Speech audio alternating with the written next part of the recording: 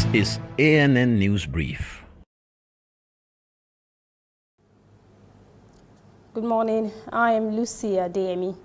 A Uganda health official says a second person has died of Ebola on Thursday, 2 days after the government confirmed its first case of the virus in Kasese, a district bordering the Democratic Republic of Congo. A 5-year-old boy in Uganda had died of the virus earlier, and the first cross-border case of the virus since an outbreak began in neighboring DR Congo a year ago. The World Health Organization and Uganda's Health Ministry confirmed 2 more cases in Uganda on Wednesday. The Health Ministry says the patients are the boy's relatives. The confirmation now brings the number of those who have been infected with the hemorrhagic fever to 3, fewer than 24 hours after the government announced the child as the first case in the country. The third patient remains in the isolation unit.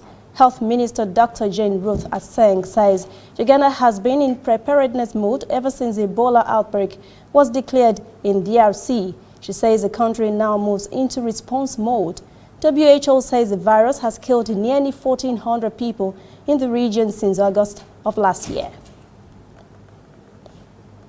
Authorities have lowered the death toll from a massacre in central Mali that has prompted fears of retaliation. Mali's government now says 35 persons, not 95, died, citing the governor's office in the Mopti region.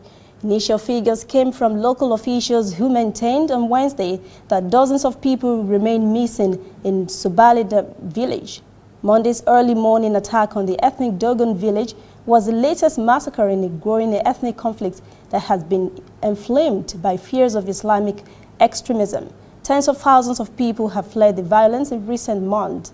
There has been no claim of responsibility, though tensions have been high since the Dogon militia was accused of carrying out a massacre in an ethnic village in March that left more than 150 dead. Stay with us, we'll be back after this message.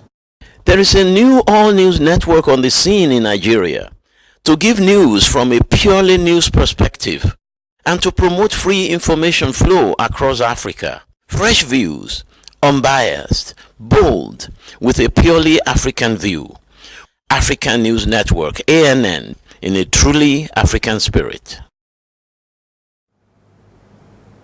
Documents obtained by an investigative unit funded by exiled critic of Russian leader Vladimir Putin show that a Russian military contractor indicted last year by U.S. Special Counsel Robert Mueller for meddling in domestic American politics is emerging as a key figure in a wide-ranging Kremlin influence operation aimed at boosting Russian clout in Africa at the expense of Western powers.